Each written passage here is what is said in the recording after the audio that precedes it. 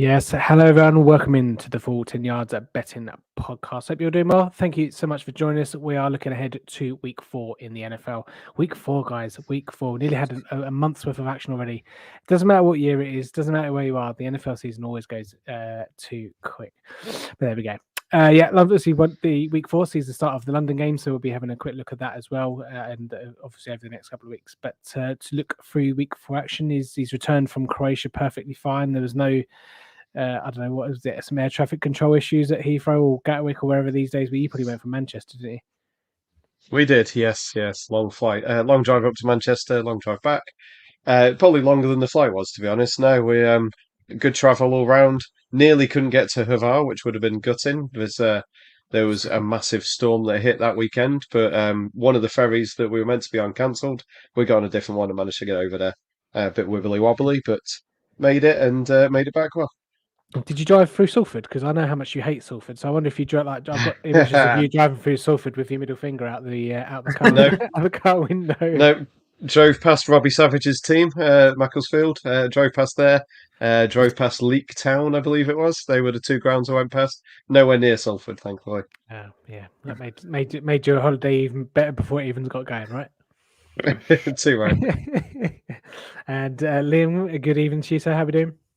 Yeah, good, thanks. I just want to know if Adam placed a bet on Leek Town and Maxfield double on Saturday after driving past them, as used them as inspiration or not.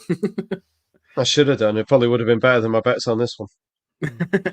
Yeah, talking of driving, my exhaust cost me the best part of over £500 today. So we could do with a fair.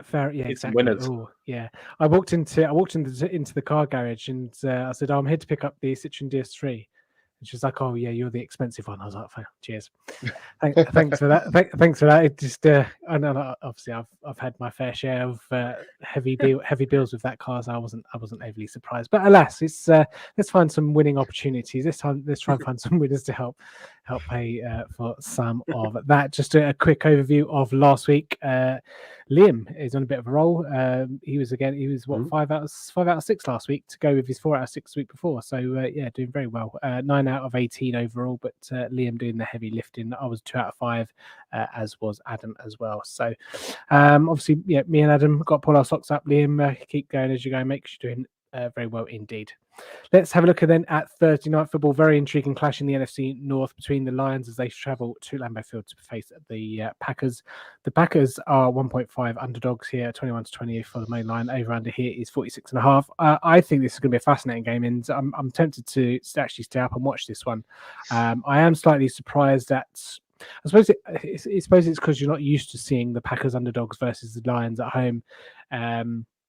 Obviously, in the years of Aaron Rodgers and Brett Favre and all that kind of stuff. So it's probably been a good long while. Although, actually, I do vaguely remember, I don't know if that was at Ford Field, when Aaron Rodgers got injured on when the Packers won the Super Bowl, Matt Barkley I think they had to beat the Lions in week 17 or week 16 or whatever it was back then. But anyway, I've gone off on a bit of a tangent. But it seems a bit weird to see the Packers as underdogs at home against the Lions. But Adam, how do you see this one going? Yeah, I'm the same as you. It's a game that I'm weirdly intrigued in, and obviously everyone's coming back for this one. It seems like Christian Watson's back. It seems like Aaron Jones is back, and Montgomery's back for the Lions as well. So it'll be both teams at nearer to full strength than they were last week. Obviously, both of them still won last week, so it didn't really affect them that much. I honestly don't know which way to go on this one. I do think it will be a close game, probably within 3 to 5 points. So the spread's near enough where I think it should be. But yeah, frankly, no idea. It should be interesting. Obviously, the run game for both teams should be quite good now that they're both back to a bit more, as I say, a bit more full strength. Jordan Love's done okay, hasn't he? He's been all right. And I know that me and you both like the tight ends this week on one on either team, going over their yards. So yeah, interesting to see where the ball goes tonight. Yeah, certainly. I mean, I still think that the Packers probably should be favourites. I mean, I saw some of my WhatsApp groups. Someone threw out some stats about Jared Goff at home and Jared Goff away outside of the dome, and how comparatively bad he is outside the dome. I think it's like 0.6 touchdowns outside the dome compared to 1.5 or 2.5 or whatever it was inside the dome. So, and again, I've not overly been convinced with the Lions. I've been finding their Jahmyr Gibbs usage a bit weird. Obviously, I think he got the majority of carries last week, but obviously he's more of a pass catching guy. So obviously Monty returning may help the balance of what they do out of the backfield. Obviously, Amon-Ra's going to do Amon-Ra, St. Brown things, and Laporta's obviously adapted to the NFL quite well. But outside of that, there's not really a lot. It's quite hard to predict, what Josh Reynolds and Khalif Raymond are going to be doing. I think. I know that the Lions beat the Chiefs in opening kickoff, but again, I think overall I've not really been impressed. To the Lions to the point where I'd make them favourites in Lambeau. But Liam, do you fancy the Packers in this one, or do you fancy the Lions? Kind of similar to you guys, really. That player props might be the way to go. I think on paper the Lions probably should win the game. I think they've probably got a better roster. Obviously, Jared Goff did go in there and win in that crazy game at the end of the season last year to knock the Packers out of the playoffs. So he's gone in and done that before. So, but my heart says Green Bay. I just really like Jordan Love. I like that young weapons. Obviously, we spoke about Musgrave probably every episode.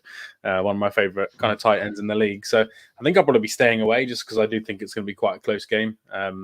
Sky have actually got 2 boosts. So each team to score 20 points is 6-4. I actually think that's pretty good odds, to be honest. I think there's a good chance that both teams do deliver around 17-23 at a minimum. And then even Jordan Love, Jared Goff, 250 passing yards each at 7-2. I don't hate. But I think it'll be a fun game, high scoring. And arguably whoever wins that gets the best out of these two, for me, is probably going to win the division this year between their 2 games, just because it seems like the Vikings have fallen away and the Bears are a bit of a disaster. But my best bet, I'm going to go for Amon-Ra St. Brown over 6.5 receptions. He's done this every week so far. Did this 4 of the last 5 weeks last season as well. My trick has been to pick higher odds ones for these Thursdays to get me off to a good start, but this one's only going to be 5-6 or evens, depending on where you can find it. But I just think he's guaranteed to get 9 or 10 receptions. I just don't think they've got many options apart from him and Laporta. Yeah, correct. And I'll get to Adam's best bet in a minute. My best bet is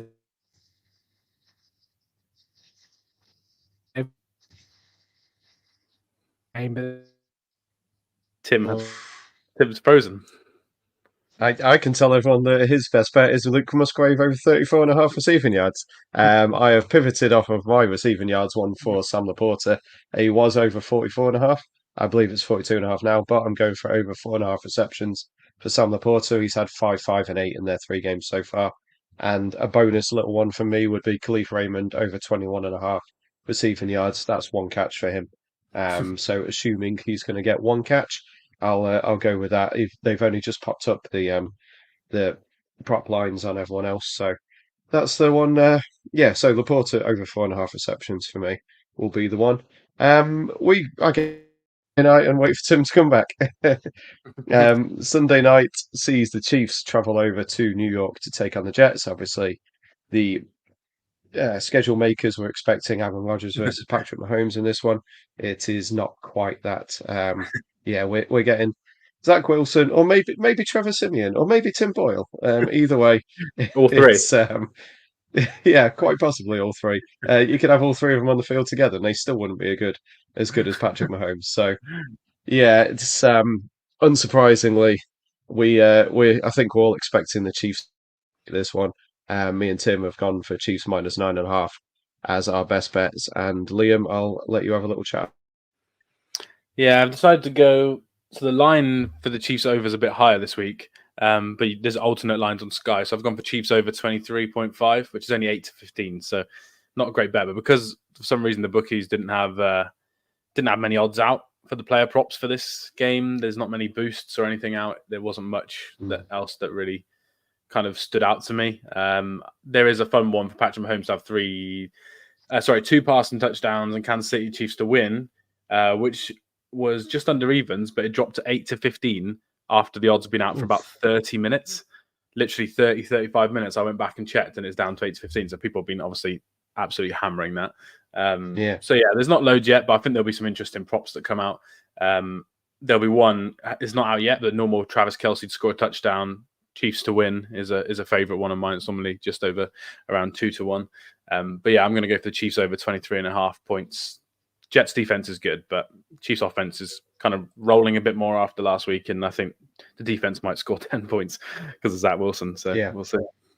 Hi. And if that one, hey Tim, if that one lands for you, then mine and Tim's -9.5 will undoubtedly win. Don't see the Jets scoring more than 10 points. The over/under in this game is 41.5. And yeah, basically, we think the Chiefs are going to dominate. We think the Jets are going to be pretty terrible once more. So, unfortunately, Jets fans, your season was over after 3 snaps. Yeah, I mean, just to seamlessly slide back into the conversation there. Yeah, I mean, I don't see. I think it's more of a question of it's a high 9.5 points is in the NFL is quite a lot to give up, but the Chiefs defense isn't exactly bad, is it? And again, with Zach Wilson playing quarterback, how many points are the Jets going to be scoring? 10, 14 maximum. And I don't see the Jets, as good as their defense is, going to be limiting Mahomes and Taylor Swift, Travis Kelce combination to under 20 points. So quite an easy one, quite an easy 9.5 for me on that one. That was my best bet, wasn't it? 9.5. Yep, it was indeed. Yes, it was. I thought we were going to get through the whole preview without mentioning the pop star. But you came back and landed the 1-5 shot for us. Yeah. Any thoughts on the 41.5 of this? Because I was asked about this on a different pod, Jets pod, the other day, and I thought, I just don't know if I could touch any overs. It's the right line. Low 40s is the right line because you've got. Well, I mean, I don't like going unders. I mean, obviously, I went unders in the Patriots and Jets game last week, but when you've got a team that can score points like the Jets, like the Chiefs, there's always the back door of garbage time touchdowns or field goals from the Jets, and it's just like if it gets to like 28. It's 28-10 going late into the fourth quarter. That you're just going to get backdoored, and it's the right. It's a line. It's a line that the bookies will put out. It's like take your pick, but it's I can't see it being more than a lot over or a lot under. It'll be around there, which is obviously why they put the line that they do. Yeah, no one likes the team total. The back door. No. So the actual line. If you want 6-5, which is the line they actually put out, the under/over for Chiefs this week was 28.5. I just didn't like that over 27. If the score was like 24-3, I just know what they don't need to score. They don't need on the ball. They don't need to score 28 to win the game. So 29 to win the game. So I don't like it. I assume you just did Sunday night football. We haven't done the London game yet, have you? Yep. No, just skimmed on to Sunday night. Lovely stuff. Okay, for those travelling to London for the first international series game of the year, the Jaguars are the air quotes home team. They host the Atlanta Falcons, which I mean, if Desmond Ridder wasn't in this game, it'd probably be quite an intriguing game. But for people that are going, obviously, you get to see Bijan Robinson in the flesh, which is or something that a decade or two from now, you might be able to tell the kids or whatever that you saw the great Bijan Robinson. But who knows where his career path will go? But Jaguars favoured in this one by 3.5 points, 8-13 on the money line, 11-8 if you want the Falcons. You're getting the 3.5 there for if you fancy it to be a field goal game. Over under here 43.5. Liam, what do you think?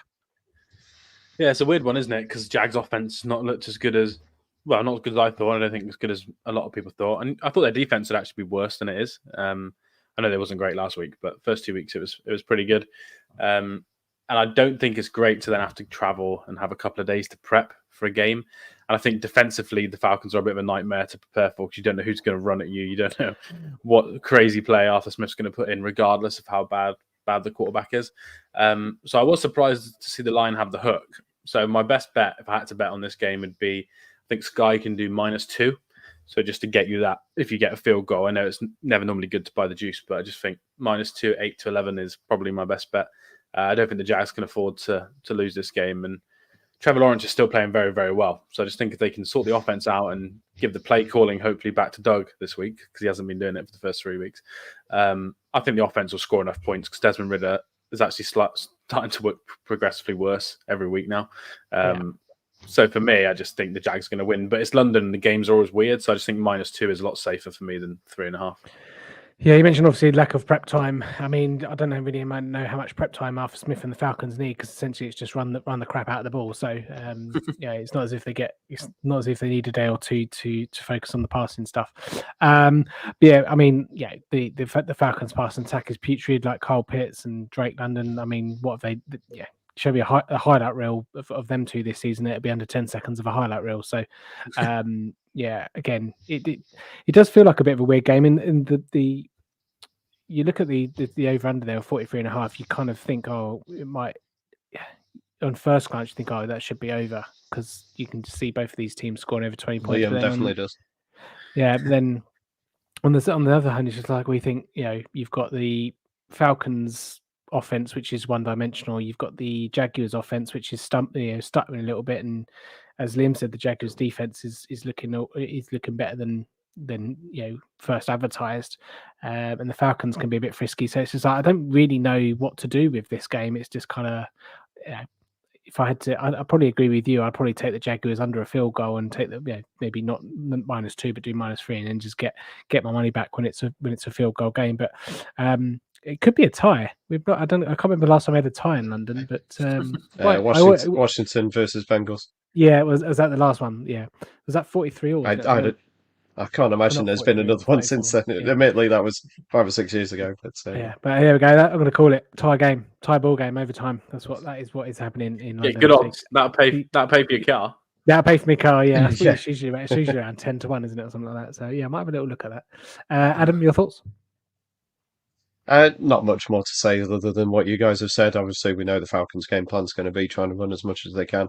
Desmond Ridder's over 15.5 rushing yards, if you fancy that.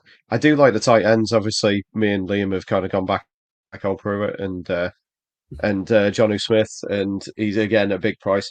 For some reason, I always think the tight ends do well in London. It's probably just because that Mercedes Lewis game all those years ago where he got a hat trick and did nothing else for the rest of everything. But yeah, it's not a whole lot to say. I like Ridder obviously as a Bearcat person who watched it most of their games. But admittedly, he's not exactly looked great. So yeah, we'll see what happens. So maybe we'll see a bit of Taylor Heineke, and maybe. Sorry. No, it's fine. As I say, Liam, my eyes initially lit up when I saw 28-1 for the tie, but that's after overtime. I don't know what the tie is. I say it's usually around 10-12-1 for overtime to be. But then they usually cut the price down because it's something that people might want to bet on in the London game. So it might be 8-1 or something. But let's have a quick look. Well, they're saying here you've got handicap betting and it has tie -2, 16-1. Does that mean someone just needs no? That means they'd have to win by 2 points. Yeah, you don't want that. Yeah. You don't want that. Yeah, I can't even see it without overtime. Sorry. Have a quick look on the old odds checker. And whilst we're doing that, let's head over to Monday. Monday Night Football is the Seattle Seahawks travel to the New York Giants. And I know we said a couple of weeks ago when the Giants and the Jets, I think it was week 1, wasn't it, where they were both playing at home back to back. They seem to have done it again this week, which is again a bit weird. But anyway, it's pretty much a coin flip. Both teams, as you can see there, if you're watching on the YouTube at 10-11, if you want to get a bit of a handicap, I don't know why you would, but Seattle -1.5. I'd obviously take the money line rather than do that. But if you want a +1.5 for the Giants, you can get that as well. You're generally around the same price. But over under here, 47.5. Adam, your thoughts on this one? Yeah, my exact were the Seahawks. Of course, the Seahawks are a better team, but then it's traveling all the way across the country, admittedly on a little bit extra rest. And the Giants are just. I was going to say they're unpredictable. It's I don't understand the Giants is more accurate. Not entirely sure what they do well or what they do badly, but they seem to be basically like last year. They seem to grind out results when they can. Obviously, they should have Saquon back. It sounds like he's back in training, I think.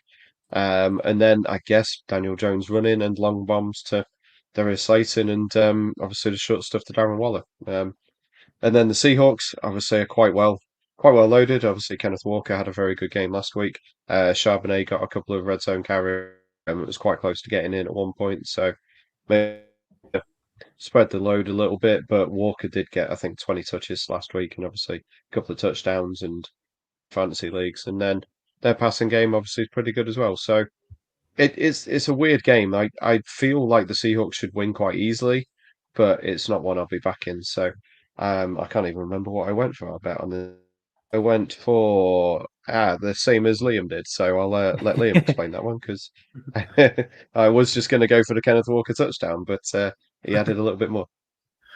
Yeah, I've gone for Sky Bet on the request to bet section. There's 5-2 for Seahawks to win the game. Kenneth Walker to score rushing TD. So you could get screwed with a screen pass or a little pass out the backfield that he scores. That's the only annoying thing. But I think he had 2 rushing TDs last week. He averaged 1 nearly every other week towards the end of last season as well. And his odds were down to less than evens before the start of the season, end of last season. So yeah, I agree with Adam. I think the Seahawks should win. Last year, I'd say obviously Giants are so well coached and the offense is so well run that it's a struggle to pick against them, but just haven't been impressed with them in any of the games this season at all. Looks like there's been some regression from the offensive lines. I think Daniel Jones looks a bit worse than he did even last year after getting paid. So yeah, I just think the Seahawks will win the game and Walker to score a touchdown.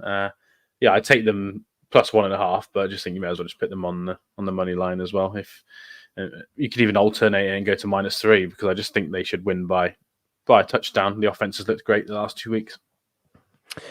Yeah, no, I agree. I think despite the long travel, obviously it's a Monday night game, so they've got an extra day if they wanted to, if you want to look at it that way. And I think I say the Seahawks are the better team. They've got the better players. They've got the obviously not necessarily the better coaching, but they're more the team has more of an identity and they know what they're about and they know what their strengths are. So I just think they'll have too many questions that the Giants can't answer on this one. I do like Darren Waller in terms. There's no receiving yards or reception line up there yet, but he continues to kind of be the consistent focal point for Daniel Jones's errant throws. I think some of his targets last week were absolutely awful, which is what you expect from Daniel Jones. But Darren Waller, I think he only had 20 yards last week. But I think if you're a Giants fan, that's kind of where you'd be looking. But I don't think Barkley will play this week. I think they'll save him another week. But it could be a bit of a feisty game, this one. I wouldn't surprise to see it be one of those wacky Monday Night Football games. But been a bit underwhelmed with the Giants so far this year. Just an update on the London game. You can get 12-1 for overtime with William Hill, and you can actually get 50-1 on the tie with Bet365. So there you go. That's what I'll be stick a tenner on that to get me money back for me exhaust. When you spend £500, what's £510? You know what I mean? Anyway, that is all the kind of primetime games. So let's have a little recap of what we have gone for. Thursday Night Football, Musgrave over receiving yards and Laporta over receiving yards. I've spelled Laporta wrong, lovely. Both 10-11, 34.5 and 44.5 yards there, respectively. And Liam's gone for Amon-Ra St. Brown over 6.5 receptions. Sunday Night Football, me and Adam are in agreement that Kansas City -9.5 is the way to go. Whereas Liam's gone Chiefs over 23.5 points at 8-15. And then Monday Night Football, obviously not got a price yet. So obviously I'll fill that into when we're keeping record. But yeah, Adam and Liam gone with the same there. They're paddling the same boat with Walker rushing touchdown and Seattle win. Definitely wasn't 10 to 11. It's not 10-11 though, is it? Jesus Christ, an absolute mare there. 5-2. 5-2. There you go.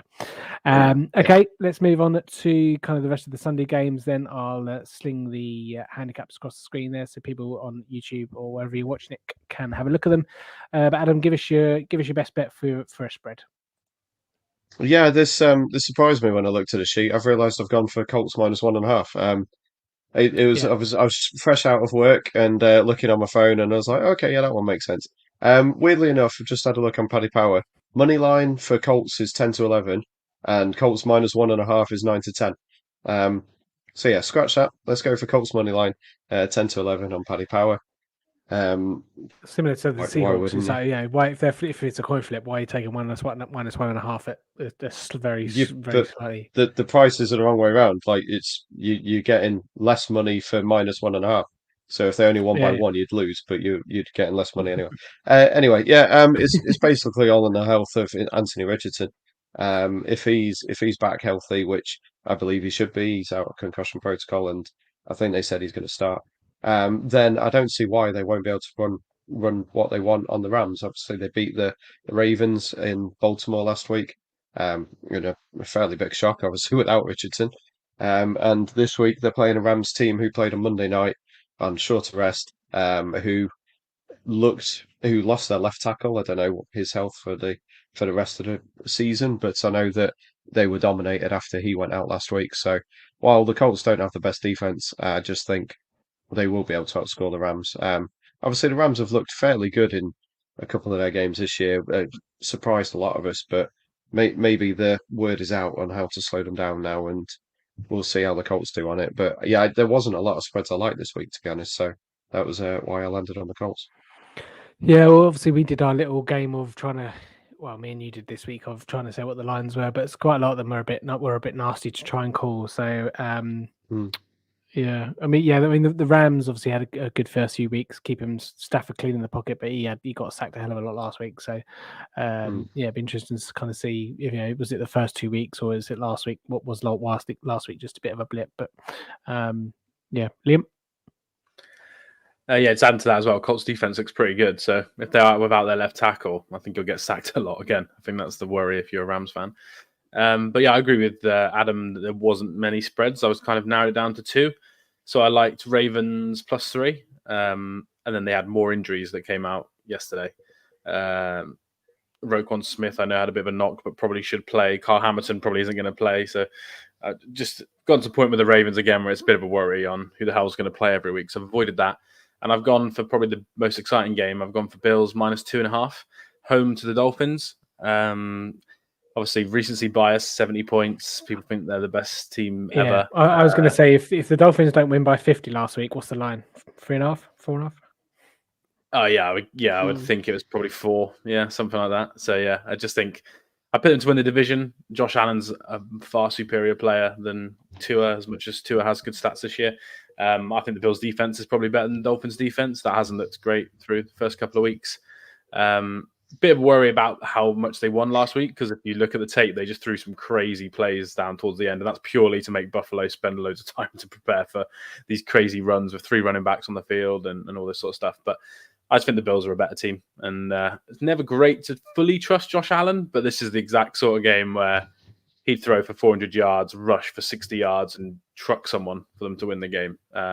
If this was in Miami, it'd be a different story, but in Buffalo, I like the Bills to win by more than a field goal. Yeah, I agree. I've been a bit surprised with Miami's defense and not the names they've got there and whatnot. But yeah, no, I do. Again, if you're going to give me 2.5, give me Buffalo at home 2.5. It's not always a bad thing to go. I'm going to go for Philadelphia. Got -7.5 there on the ticker, but I'd pay just to make it a 7 point, just in case. I know Philadelphia haven't played very well, but Sam Howell and the Washington Commanders were absolutely awful last week, and I just think that defensive line for Philadelphia is just going to cause Sam Howell some more issues. And again, similar to Tennessee last week that they played, was it the Commanders? Yeah, I just don't see Washington scoring many points, and I think this might be a divisional game. Again, Jalen Hurts didn't quite look himself last week, but it's kind of I don't know, it's only the Commanders, but a divisional game in NFC East might be the kind of game where the Philadelphia Eagles be like, right, okay, there's no mucking about here at home. Yeah, I just think I'm just confident the Eagles will just come out and smash the Commanders, who might start to go on a bit of a rut in terms of bad performances, and then Sam Howell's position might get a bit more of a hot seat. So Philadelphia -7 there, just pay a bit more because it is 7.5 on the normal line. Also, I also quite like the Chargers -5.5 against the Raiders. I'm not sure how much that would change with Jimmy G in the concussion protocol, if he's likely to play or not. But I think they'll just crap all over the Raiders at home. 5.5. It should be again a touchdown. I think it should be a touchdown game. I know that Chargers like to lose games, but there's a golfing class between these two teams, even if it's only Keenan Allen and everyone else struggling to try and catch the ball. But yeah, that one didn't quite seem right for me. Okay, any more? Any more? I don't mind Vikings -4, but I can't always bet on Kirk. My boy Kirk. I've stayed away for 3 weeks, but I can't believe that would if they'd have won last week. That's for me going to be 7.5. So I'm surprised there was 4. I think Panthers might be the worst team in the league. So yeah, I'm pretty happy with the Vikings. Adam Thielen revenge game. Yeah, well, I'll talk about touchdowns. I don't mind his touchdown price, but yeah, I like to think the Vikings. They have to win that game, or else season's over. So Yeah, Andy Dalton loved him last week, so who knows? Yeah, Mingo went out with a concussion as well. Not sure what his status is like, but it's him and Chark, isn't it? But yeah, Thielen's definitely. I don't know what his receptions line is over and under, but yeah, no, he's certainly been a target for Dalton and Young early on. And also talking of revenge games, you've got Zeke going back to Dallas for New England, so that'd be interesting. 4.5 receptions for Thielen, by the way. I'll probably go over on that. So, We'll see. Is that sounds good. We can't bet on targets over here, can we? No. Okay, let's move over to totals then. Liam, stop you. Yeah, so being the nerd that I am, I'm only picking this total because my spreadsheet told me the total's wrong. So I looked at the game being like, do I really want to bet this game? But my spreadsheet said it's wrong. I checked my friends at PFF and they think this total's wrong. So I've gone for Steelers versus Texans over 42.5. I do not like Kenny Pickett, so I do not want to bet on any overs with him involved. However, Pickens looks pretty good last week. He was open quite a lot, didn't get the ball as much as he should have. And CJ Stroud's playing like top 10, 12 quarterback in the league. Stroud in a clean pocket, man. He's looking good. I'm scared about him for offensive rookie of the year for my BJam bets. Yeah, and they might get some of their offensive line back this week. Tank Dell looked a little bit better last week as well. Damon Pierce still a bit of a worry, but I think even though the defense is good, I think the Texans will score points, and I think that'll just force the Steelers. And I also don't think the Texans' pass rush is very good. There's a lot of injuries on the Texans D. Yeah, so I just don't.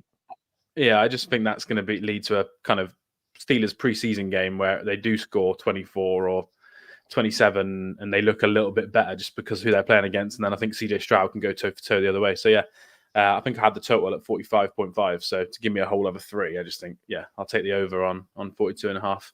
And there wasn't many others that I liked, to be honest. There was quite a few unders and I'm just a bit of a cautious under better. And I just don't, it's never fun, but there are quite a few unders, like 48.5 of Raiders Chargers with Jimmy G's injury. I just thought that's quite a high line. Yeah, I don't know why I've gone over in that. I actually had defense. Obviously, I had defense to the under. I looked at it and I was like, "Why am I going over here? Like, why am I?" I actually just realised that I didn't even realise you picked that one, so I've absolutely changed it. That's right, because I agree. And the Commanders Eagles, ironically, 43.5, I thought was too high as well. So because Sam Howell looked awful last week.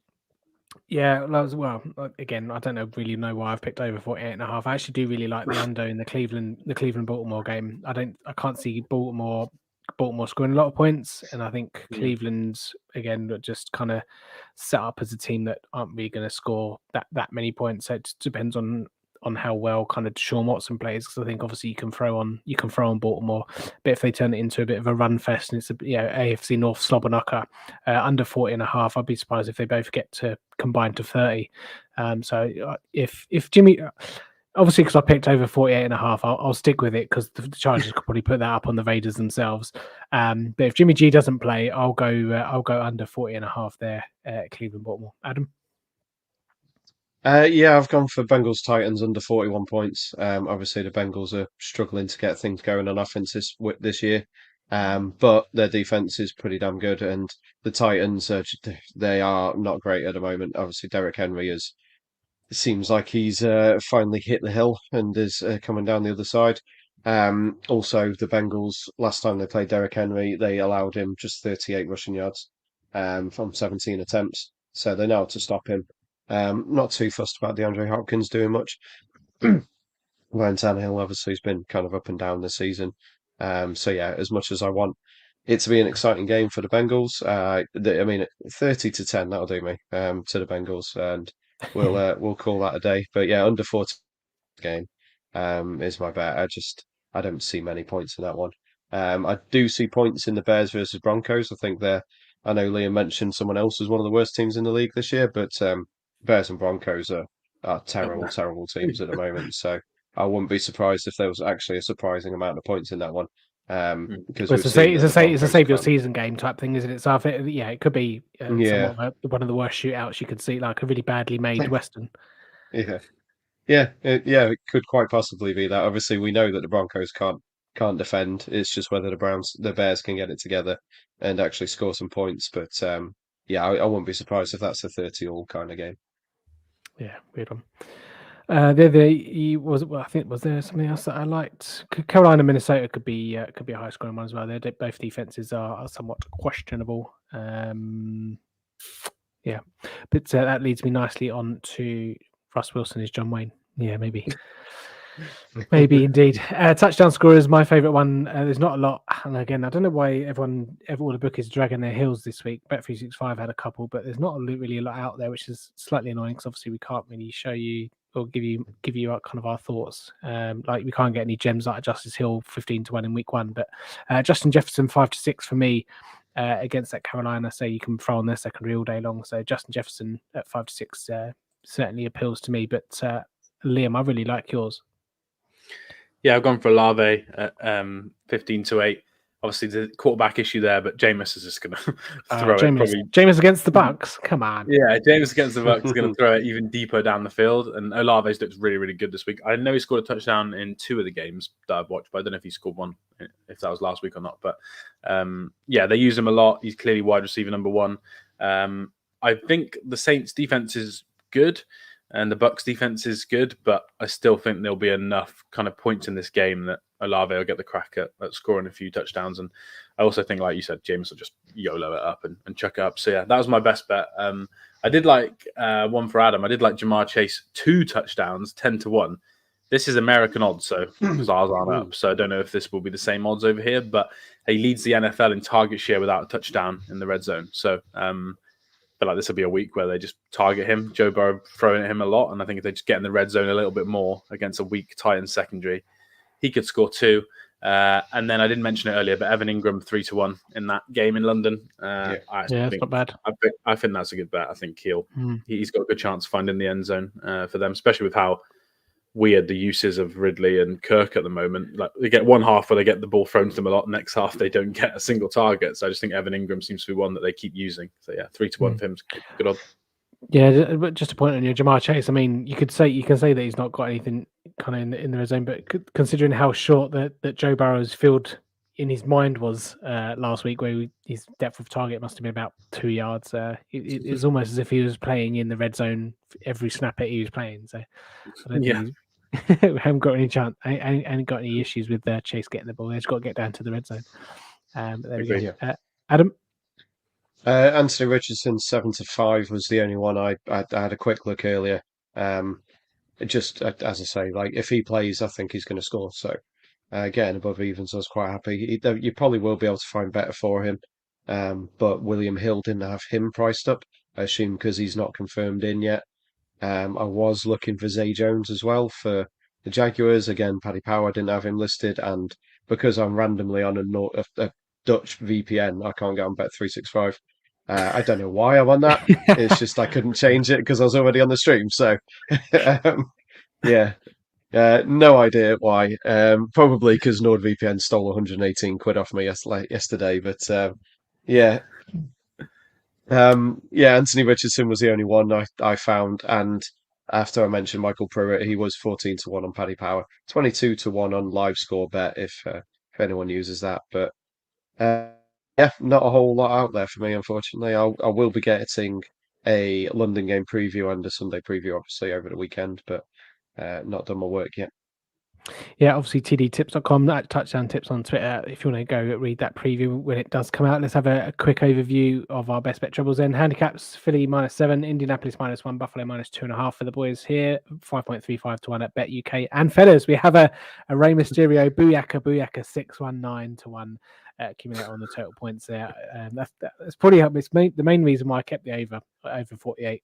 But I suppose that was 10-11, so you could probably stick the under in instead, and it'll still be 6.19-1. You'd hope so. Yeah, under 41 there for Cincinnati, Tennessee, and over 42.5 there, Houston, Pittsburgh Steelers. Obviously can't do TD scores because Adam didn't give me one. So yeah, Justin Jefferson for me, Chris Olave. I think that's a cracking price, 15-8. for the Saints wide receiver there. I think, fellas, that does us for week 4. Good luck with all your bets. Good luck to you, all you listeners out there. Thank you for watching.